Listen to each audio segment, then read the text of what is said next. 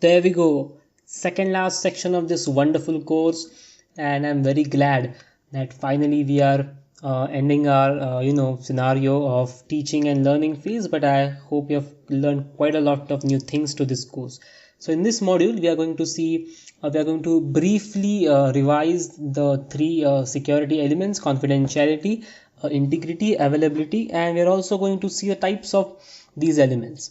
Then we'll be moving on to incident response team. What is the incident response team? How they perform? What are their functions?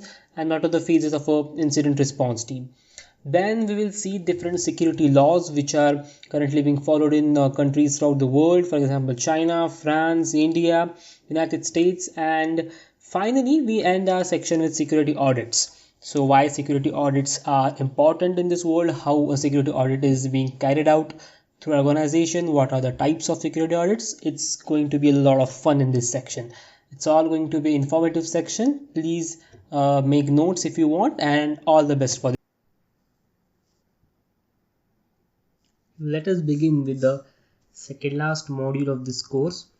I hope till now you have learned various concepts and now you have a clear idea of why cybersecurity is important in today's world.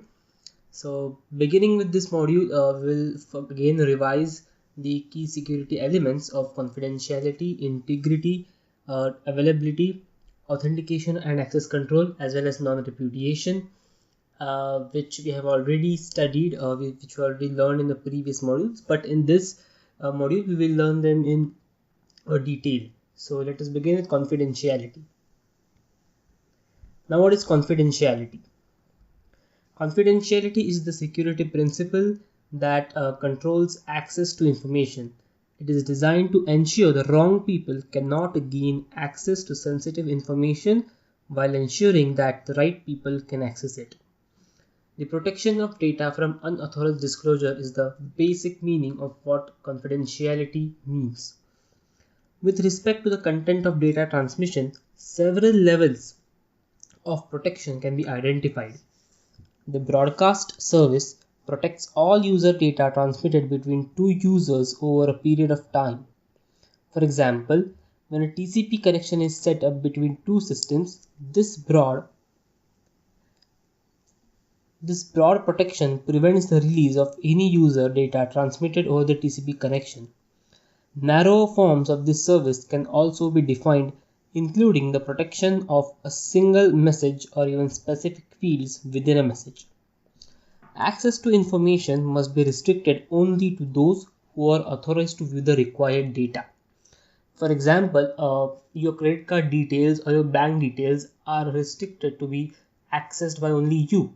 You cannot let any other random stranger to access those fields because that data is confidential. Data can be categorized according to the type and severity of damage that could happen to it and should it fall into unauthorized hands.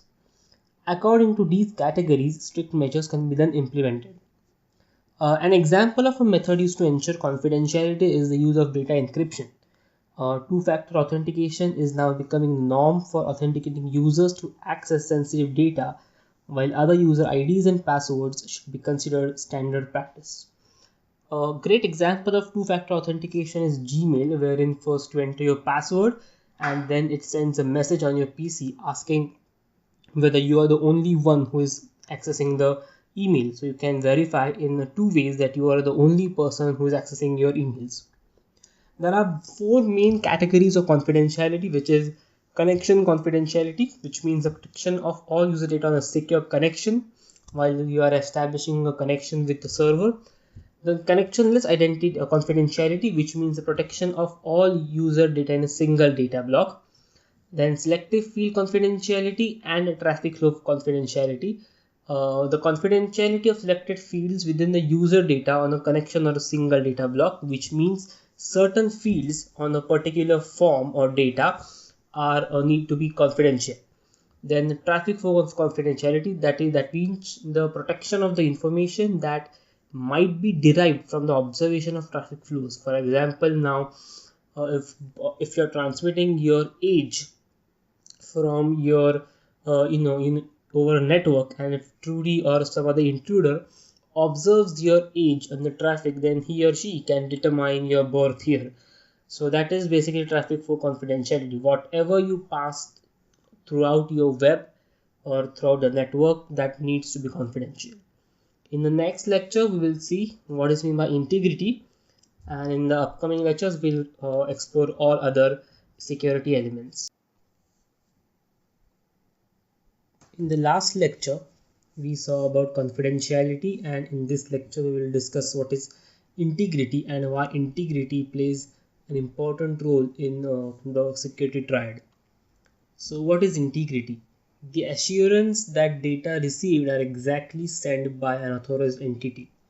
For example, if Bob is sending some data to Alice, now Alice must know that the data is received from Bob only. She should not doubt whether it has been received from Bob or any other else. So that is integrity. As with confidentiality, integrity can apply to a stream of messages, a single message, or selected fields within a message. Again, the most useful and a straightforward approach is total stream protection. A connection-oriented integrity service deals with a stream of messages and assures that messages are received as sent with no duplication, insertion, modification, reordering, or replays. The destruction of data is also covered under this service. Thus, the connection-oriented integrity service addresses both messages and modification and denial of service issues. On the other hand, a connection-less integrity service deals with individual messages without regard to any larger context and generally provides protection against message modification only. So we can make a distinction between service with and without recovery, because the integrity service relates to active attacks. We are concerned with detection rather than prevention. If a violation of integrity is detected, then the service may simply report. This violation and some other portion of the software, a human intervention is required to recover from the violation. Alternatively, there are mechanisms also which are available to recover from the loss of integrity of data, as we will review subsequently. So there are three types of integrity: connection integrity with recovery, connection integrity without recovery, and connection less integrity. So connection integrity with recovery basically provides user data on a connection and detects any modification, insertion, depletion without any recovery, with every recovery attempted. That is, if there is a loss of information or deletion of replay, the data is recovered back.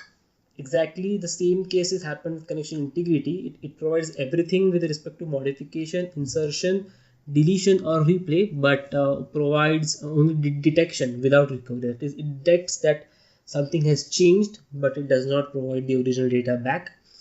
And connectionless integrity basically provides for the integrity of a single connectionless data block and may take the form of detection of data modification. Then additionally, a limited form of replay detection may be provided. The next one is authentication.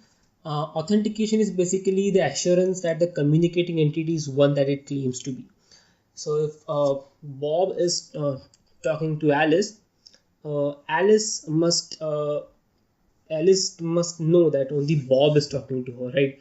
I mean, if Bob is claiming that he's Bob, he should also prove it. There are two types of authentication: peer entity authentication and data origin authentication. Peer entity authentication is used in association with a logical connection to provide confidence in the identity of the entities connected, whereas data origin authentication is in a connectionless transfer, provides assurance that the source of received data is as claimed. Authentication is very important nowadays because due to large developments in technology, and we have been chatting over all the internet every day, we should know that if XYZ person is sending data and he is claiming to be himself, he should rather prove it. So different forms of services like integrity checking, identity checking are used to backup authentication. The next one is access control, which means the prevention of unauthorized use of a resource. Basically, the resources that are available over the internet should be used by the intended persons only for the authorized access. So if you are working in office, and the resources that are in the office, which are the files, the folders, they should be accessible only to the office workers. And those files should not be available for any random person on the street. That is basically access control. You control who is accessing that information, which is very crucial in cybersecurity, because if you allow anyone to interact with the data, then that becomes problematic. It can also result that in data breaches. So this service controls who can have access to a resource, under what conditions access can occur, and what those accessing the resource are allowed to do. So it's not about just giving the access to the authorized person, but it also deals with those persons with the access to the information carry out which functions is also a major focus. So if you say Bob is in the office and he's allowed to access the information, but what if Bob uses that confidential information to publish on the internet? Well, that is not what Bob should do. It is illegal. So what those resources are being used after having accessing the rights is also important. And the last one of the security elements is the non-repudiation, which is you can deny. Basically, if you have sent a message to your friend, you can deny that you have sent. That is basically non-repudiation. So it provides protection against denial by one of the entities involved in the communication of having participated in all or part of the communication. So basically, if you are in a group and you start chatting and you send a message, but later claim it that you do not have sent, your claim is false, fallacious, because there are services which check the non-repudiation of the data, and they can easily tell, or they can easily claim that you have sent the message. So you can't deny once you have sent the message. Non-repudiation problems are pretty crucial to understand, because consider this real life example. If Alice is sitting in her office and her boss receives a message from Alice saying that I want to resign, and her boss comes to Alice and asks what was the reason behind the resignation, but Alice says I didn't send it. So in this case, the non-repudiation problems arise. There are again two types of non-repudiations, with origin and with destination. So proof that the message was sent by the specified party, and proof that the message was received by the specified party. Now it is also important that if you send a message to Bob, Bob cannot deny that he hasn't received the message, or he has received the message. So if Alice has sent something to Bob and Bob has received it, Bob has read it, but later he can't deny that he hasn't received the message. These are two types of non-repudiations. And in the next lecture we will see what is incident response team. I hope you are clear now. I hope you are now clear with all the security elements: confidentiality, integrity, availability, authentication, access control, and non-repudiation. You must get used to these concepts, as these are the basis of a security structure. If you are clear with these concepts, learning security is fun and easier. It becomes a lot more easier. So let's see you in the next lecture.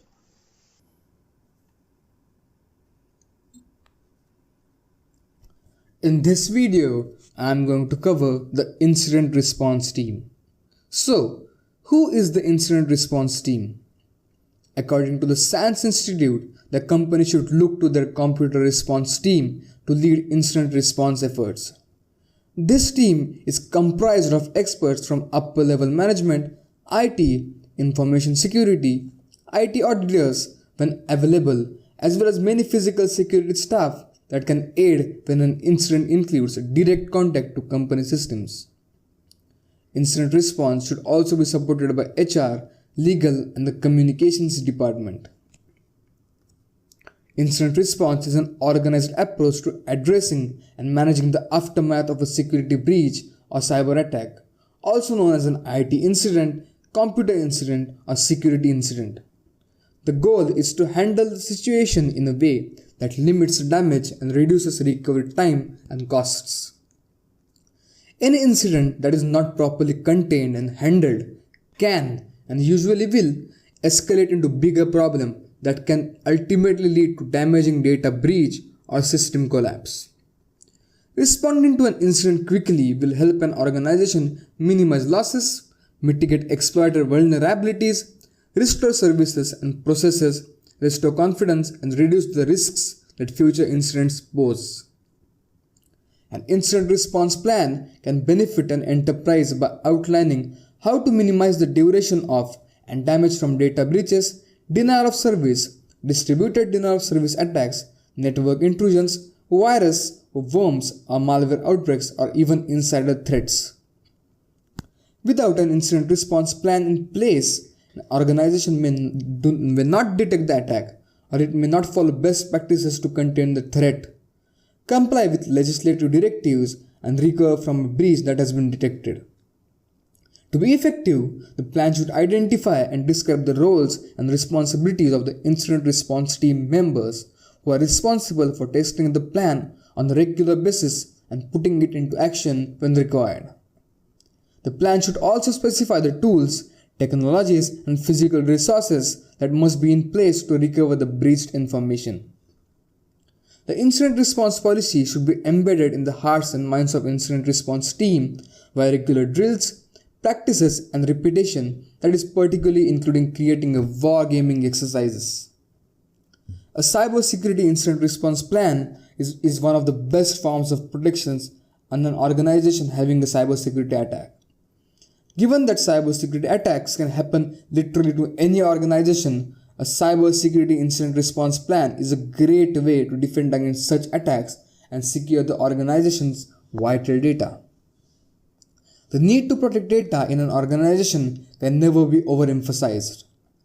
Many organizations have their business ruined because of hefty penalties they have to pay had not to for properly putting a cybersecurity incident response plan in place, which resulted in loss of valuable data.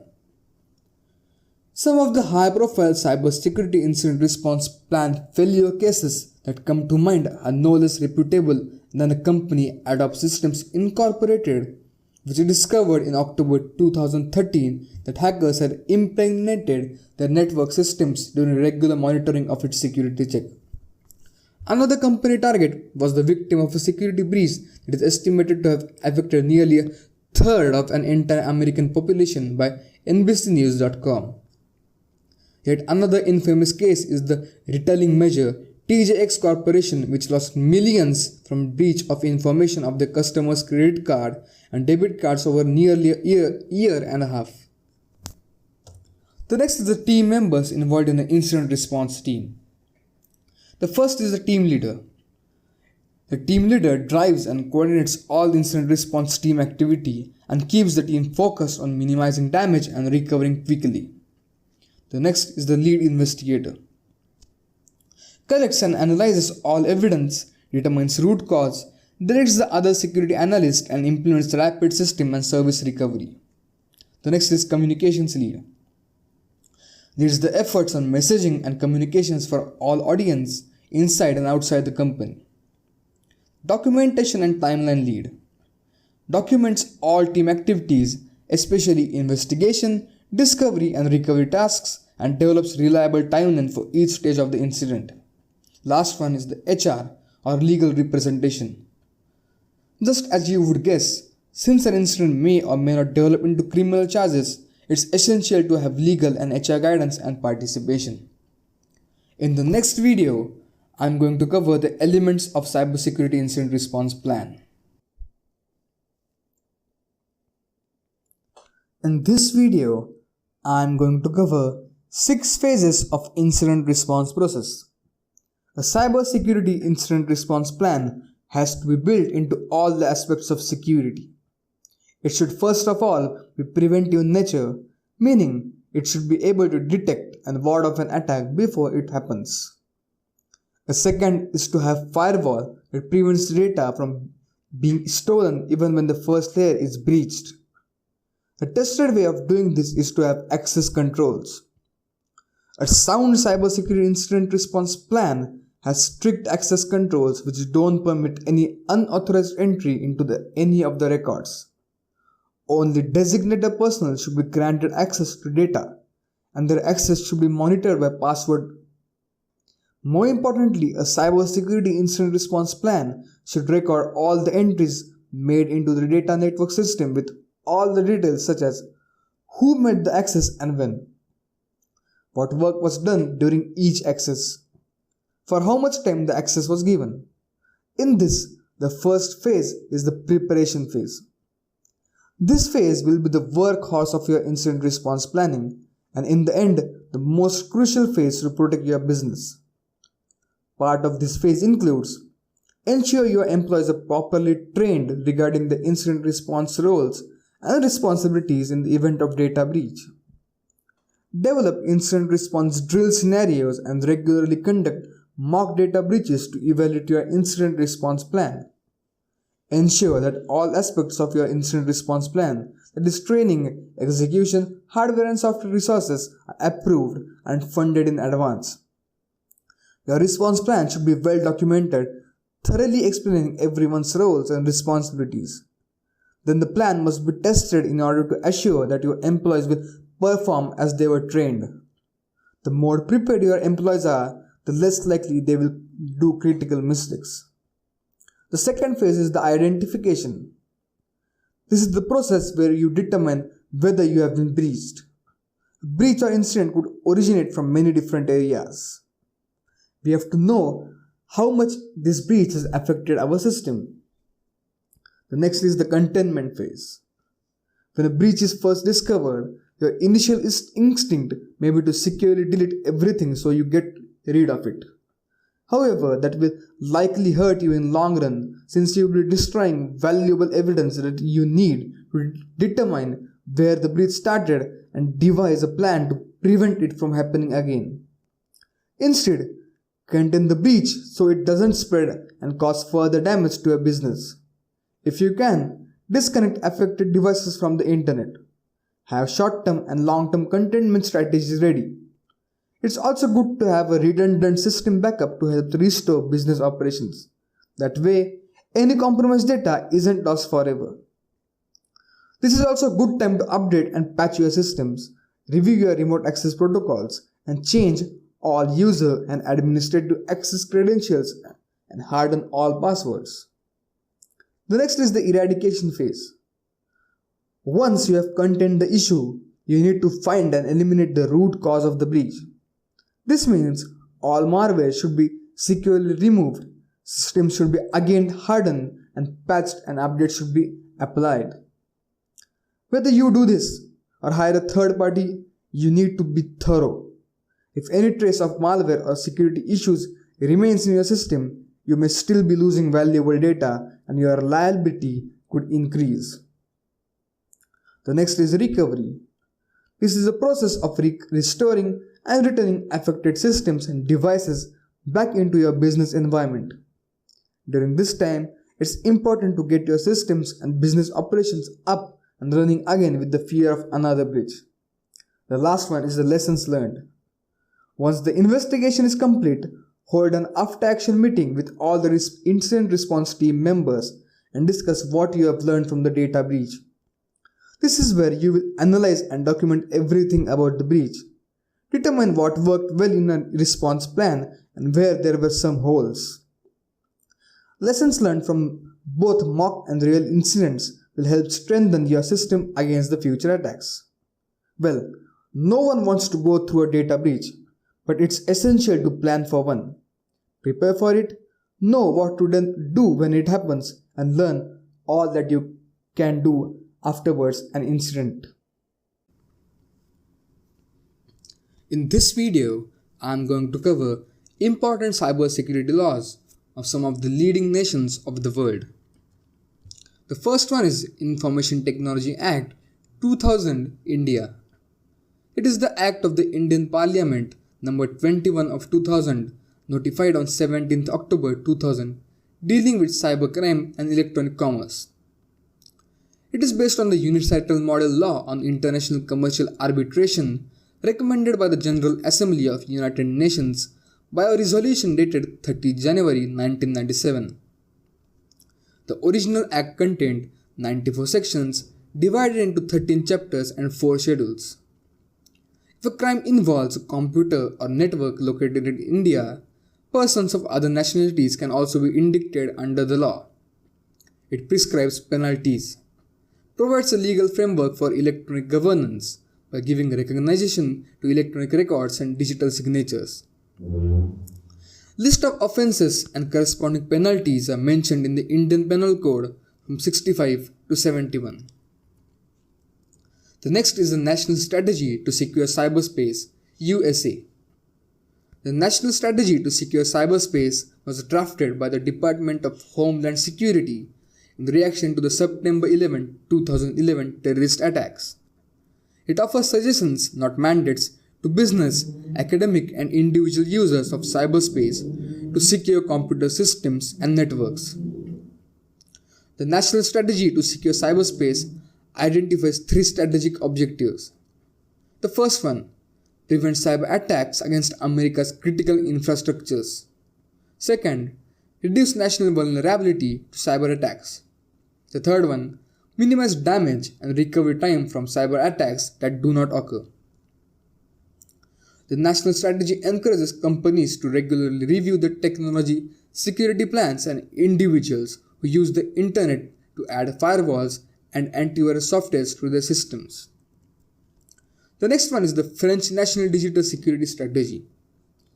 The French National Digital Security Strategy, announced on October 16, 2015 by the French Prime Minister Manuel Valls, is designed to support the digital transition of the French society. Fundamental interests, defense and security of state information systems and critical infrastructures, essential operators to the economy and society, are the major cybersecurity crises. Digital trust, privacy, personal data, cyber malevolence, awareness raising, initial training, continuing education are some of the main aspects of this law. Environment of digital technology businesses, industrial policy, export and internationalization, and even digital strategic autonomy and cyberspace stability are some of the main points from this law. The National Strategic Framework for Security of Cyberspace, 2013, Italy. Presidency Council of Ministers issued the National Strategic Framework for Cybersecurity, Cyberspace. The document proposed in the first part of an overview of the evolving trends of the cyber threat, making reference to the vulnerabilities of the national ICT infrastructures. In the second chapter, it exposes tools and procedures to improve national cyber defense capabilities. The National Strategic Framework for Cyberspace Security document enumerates the principal threats from cyber crime to cyber espionage and cyber terrorism, from hacktivism to cyber sabotage, concluding with cyber warfare. The National Strategic Frameworks for Cyberspace Security documents have been written with the intent to define roles and responsibilities of public and private actors, including those subject operating outside the national territory.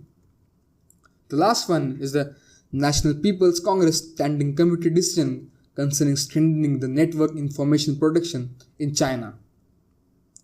It was passed on 28 December 2012 at the 30th Committee meeting of the 11th National People's Congress Standing Committee. No organization or individual may steal or obtain illegal information in illegal manners, that is, information of citizens, individuals' electronic transfer, sell or illegally provide citizens' individual electronic information to other persons. Network service providers and other enterprise and undertaking work units collecting or using citizens' individual electronic information shall make public their collection and use rules.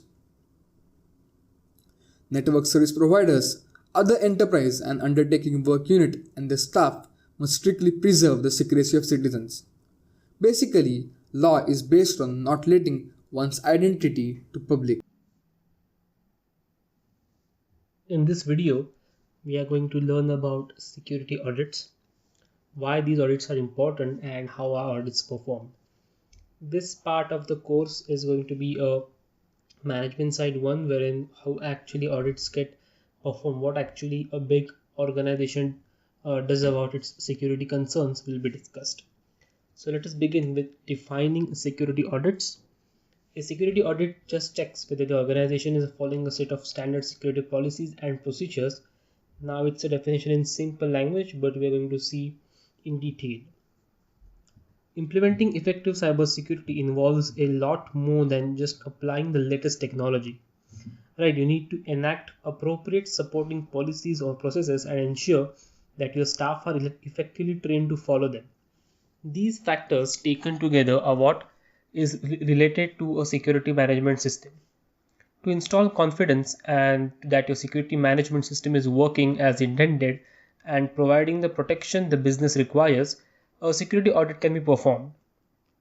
A security audit is a structured approach to assessing the security measures that a company has in place using a set of defined criteria. Typically, the criteria will be a security framework such as ISO, NIST, Cyber Essentials, or a technology specific standard such as EIDAS. During the audit, the auditor will look to identify the policy and or processes that will be defined, then seek evidence that the policy or processes is being followed, or each and every security measure is being taken in your organization. So when looking for evidence, the auditor will typically use a sampling approach. Rather than look at every record to assert compliance, they will look at randomly chosen sample. So a company needs to be appropriate in every possible way. A security audit is the high-level description of the many ways organization can test and assess their overall security posture, including cybersecurity. You might employ more than one type of security audit to achieve your desired results and then meet your business objectives. In this video, we will go over the benefits of the audits, the cost, and of course how we can help you to assess your security audit and fill any gaps. If you have any problems, you can always ask on our portal or we'll provide a list of blogs which I was going to talk about. Actually, I had published this article in my blog, but since this is a video lecture, you will have the forums, the question answer forums, and you can ask there. So why audits are important basically? So if you keep a track of cybersecurity news even a little bit, you should have an intuitive understanding of why audits are important. Regular audits can catch new vulnerabilities and unintended consequences of changes, and on top of that, they are required by law for some industries, most notably medical and financial. So what are the specific benefits of conducting an audit? So you can verify that your current security strategy is adequate or not. Check that your security training efforts are moving the needle from one audit to the next. Then it can reduce cost by shutting down or repurposing extraneous hardware and software that uncovered during the audit. Security audits uncover vulnerabilities introduced into your organization by new technology or processes, and whether to prove the organization is compliant with regulations such as HIPAA, SHIELD, CCPA, GDPR, etc. We'll be seeing these laws. So before creating procedures and controls around IT security, organizations need to determine their risk exposure. ISACA notes that there are 5 main reasons to establish an enterprise security risk assessment. A risk assessment can help to justify the financial expenditures needed to guard an organization. Information security comes at a cost. Tight budgets means that additional expenditures can be challenging to get approved. An IT security risk assessment articulates critical risks and quantifies threats to information assets. By educating internal stakeholders so that they can see not only the exposure but also the value of mitigating critical risks. Moreover, assessments can help break down barriers. Starting with a security risk assessment puts corporate management and IT staff on the same page. Now, management needs to make decisions that mitigate risk while IT staff implements them. So it is the auditors or the managers or the higher level authorities' job or decision to conduct an audit, and the lower department or IT staff have actually implement them. Enterprise security risk assessments also establish the basis for self-review. While IT staff knows the technical system, network and application information, Implementation depends on the staff in other business units. Risk assessments provide accessible reports focused on actionable information so that all involved can take the appropriate level of responsibility. To foster the culture of compliance, security cannot operate in isolation, right? So finally, security risk assessment help sharing information across departments. With individualized vendors and systems, different departments within an organization may not know what others are doing. So since upper management within larger companies must share responsibility, assessments provide the insights that are necessary for meaningful discussions in supporting an IT security. So now we have seen why audits are important. We'll move further with what is the basic assessment criteria. So what things you need to consider while conducting an audit? To see whether industry and geographical standards are being followed, or to maintain a threat catalog of all discovered risk vectors. Then are the stakeholders involved and able to participate in the audit, and utilize resources when possible. Most importantly, the organization's priorities must not influence the outcomes of the audit. So, irrespective of any priority that the financial institute or healthcare institutes had set, audits must follow. So, you don't simply ignore bad stuff because it makes you a hard job, but such bad stuff can put you into trouble later on. So, there are five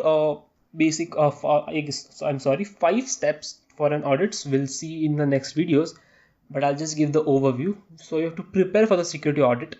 During this step, you have to select the tools and methodologies required to meet the business objectives. You have to find or create an appropriate questionnaire to survey or to gather the correct data. Then you have to actually conduct the security audit. So during the audit, you have to take care to provide appropriate documentation and to perform due diligence to the process. Then you have to monitor the progress of the audit and also the data points collected for accuracy. But it is more important for any auditor to be aware of risks and pitfalls. See, for each coin has two sides, heads and tails. In the same way, each process has two outcomes. Well, it can be a good outcome, it can be a bad outcome as well. So there are a few possible challenges to successful security audit, which are avoid on the fly assessments, trust the process. Then we have to stand by the facts of your results. People will generally push back and question the validity of your audit, but you have to make sure that you properly answer those questions. Then an auditor has to be aware of a poorly defined scope or requirements in your audit, as they can prove to be unproductive waste of time. So you have to define your scope of the audit very carefully, because this scope is further dependent on what your results are going to be. So an audit is supposed to uncover risk to your operation, which is different from a process audit or compliance audit. So we have to stay focused on the risk. So in any audit, there are three basically. It's a triangle. The first is line of defense. Then it's a line of the second line of defense is the information technology risk management functions, and the last is finally an internal audit. So what are the roles and responsibilities? As you can see, it includes risk informed decision making, define accepted risk levels and escalate any risks, then establish risk governance including baselines, provide risks insight, and finally you have to report the risk management effectiveness to the board, which is in the internal audit. So in the next video we will see what is the basic difference between internal audit and external audits, and in another video we will see how an internal audit is carried out. So it will make you it will give you a clear idea of how generally audits are performed in cyber security. So stay tuned for our next lecture, where we will see the basic difference between an internal audit and an. Welcome back to another lecture of audits. So in this lecture we will explore the basic difference, what is an internal audit and what is an external audit. Are you ready? Let's begin. So before we dive into the specifics of each step, it's important to understand the difference between an external and internal security audit. An external security audit has incredible value for companies, but it's prohibitively expensive for smaller businesses and still relies heavily on the cooperation and coordination of internal IT security teams. To carry out an audit, it really requires a lot of money, and it really requires a lot of time and expertise. So it's very difficult and it's expensive for smaller businesses to carry out external audits.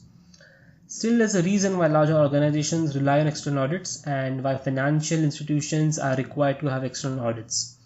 On top of the audits and assessments done by the internal teams, these companies generally depend on external audits for more security.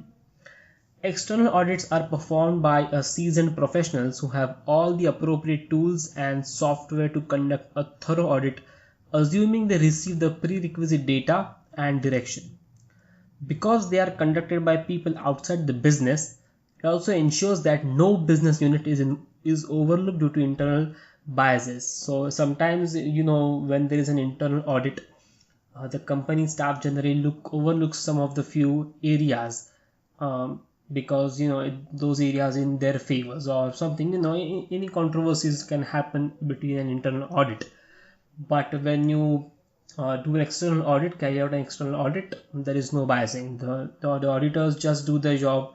They are disinterested with respect to their job. So auditors have the advantage of understanding all security protocols and are trained to spot flaws in both physical and digital systems. Despite the benefits, many IT and security professionals opt for internal security audits due to their speed, cost, efficiency, and consistency. Cost and efficiency are two more main important factors when you're considering any audit. With an internal security audit, you can establish a baseline from which you can measure improvement for future audits. As these internal audits are essentially free, minus the time of the commitment, they can be done more frequently. So you don't have to pay any extra charges to external auditors, because when you carry out an external auditor, you have to pay charges to the external auditor as well as the security team who is working for your own organization. So this cost is minimized here. Additionally, gathering and sorting relevant data is simplified because it isn't being distributed to a third party. Another nice perk is that internal security audits cause less disruption to the workflow of the employees. So if you choose to undertake an internal security audit, it's imperative that you educate yourself in the compliance requirements necessary to uphold security protocols. So once you're familiar, you will have an understanding of where you should be looking, and that means you are ready to begin your internal security audit.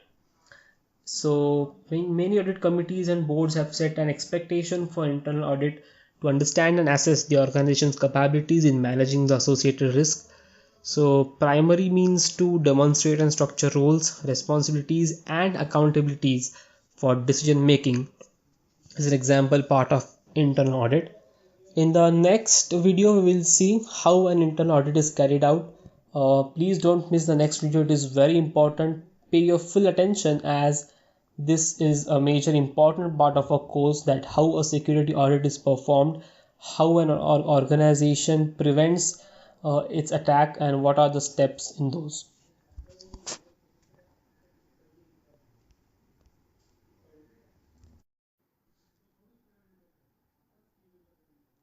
So, how to carry out an internal audit? The first step is you have to define your audit. Your first job as an auditor will be to define the scope of your audit. That means you need to write down a list of all your assets. Yes, it is important to actually write down. Assets include obvious things like computer equipment and sensitive company and customer data, but it also includes things without which the business would require time or money to fix important internal documentation. Once you have a lengthy list of assets, you need to define a security perimeter, right? You are not going to circumvent the entire scope again and again, so you need to define a perimeter. A security perimeter segments your assets into two buckets: things you will audit and things you won't audit. So it is as we've discussed in the critical things, that you first need to understand the context. That skill applies here. You first need to know what things you should audit and which things you should avoid. So you have to choose your most valuable assets, build a security perimeter around them, and put 100% of your focus to those assets. The next step is you have to define your threats. So take your list of valuable assets and write down a corresponding list of potential threats to those assets. For example, if you're considering database, so what can be a possible threat? SQL injection, right? This can range from poor employee passwords protecting sensitive company or customer data to denial of service attacks, and can even include physical breaches or damages caused by natural disasters. Essentially, any potential threat should be considered as long as the threat can legitimately cost your business a significant amount of money. So let us have a look at common threats you should think about during this step. First is negligent employees. Your employees are your first line of defense. How well they are trained to notice suspicious activity and to follow security protocols laid out by your team. Are they reusing personal passwords to protect sensitive company accounts? So you have to ask all these questions while you're performing you're defining threats. Then is phishing attacks. We have seen the statistics where 70% of the malwares or any attacks which are carried out are due to social engineering attacks. And phishing is a major type of social engineering attack. Over 75% of phishing attacks are financially motivated.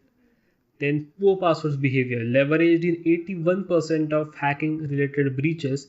Weak or stolen passwords are the number one method used by perpetrators. So sometimes employees tend to write down passwords on their desks. So an eavesdropper can generally go and have a look around. He can dumpster dive into the dustbins and look for passwords. So you have to train your employees not to keep those passwords on the outside. So you have to remember them. The malicious insiders, it's important to take into account that it is possible that there is someone within your own business. See, every threat is occupied is sidelined with an financial gain. So even if there are some employees who can act as internal threats to your organizations, you need to be very sure, you need to be cautious about such employees. Then denial of service attacks, then bring your own device. It's important to ask whether the organization allows people to bring their own device. If so, the attack surface for perpetrators is larger and weaker. Any device that has access to your systems need to be accounted for even it's not owned by your business. Then malwares and physical or natural disasters which we have discussed. Third step is to assess current performance. Now that you have a list of threats, you need to be candid about your company's ability to defend against them. At this point, you are evaluating the performance of existing security structures, which means you are essentially evaluating the performance of yourself, your team, or your department. This is one area where an external audit can be provided with great benefit because it ensures that no internal biases are affecting the outcome of the audit. It is also critical to the legitimacy and efficacy of your internal security audit to try and block out any emotion or bias you have towards evaluating and assessing your performance to date. Maybe your team is particularly good at monitoring your network and detecting threats, but your employees are up to date on the latest method used by hackers to gain access to your systems. Are your employees aware of all the latest technology that is being deployed in the market to hack servers? So you also have to consider that possibility.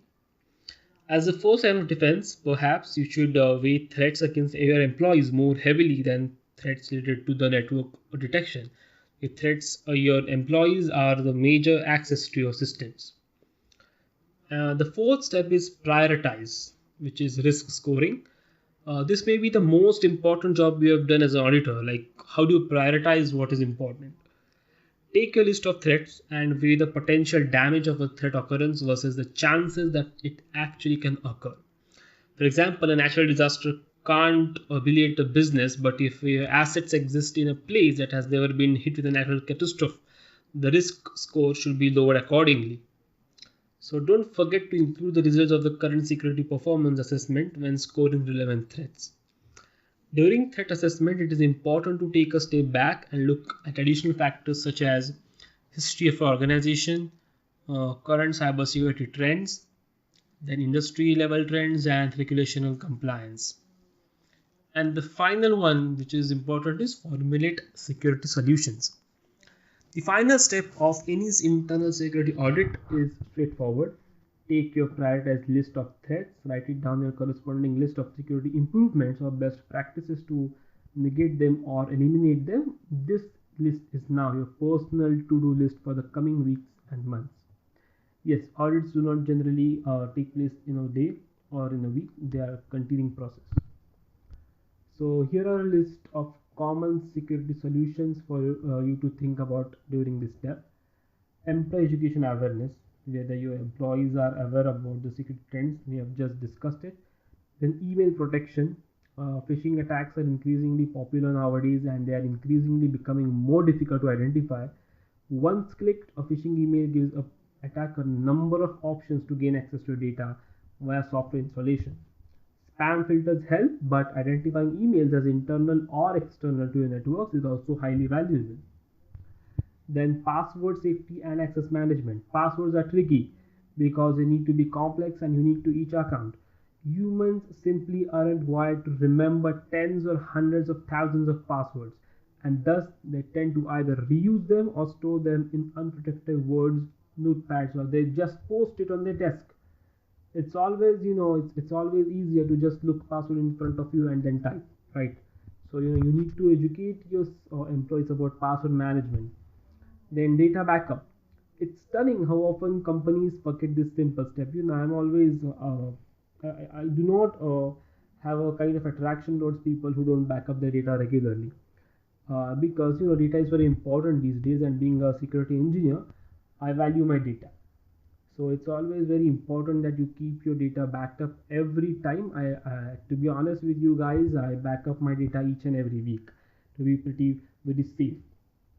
Then software updates. Keeping everyone on your network on the latest software is invaluable towards securing your access points.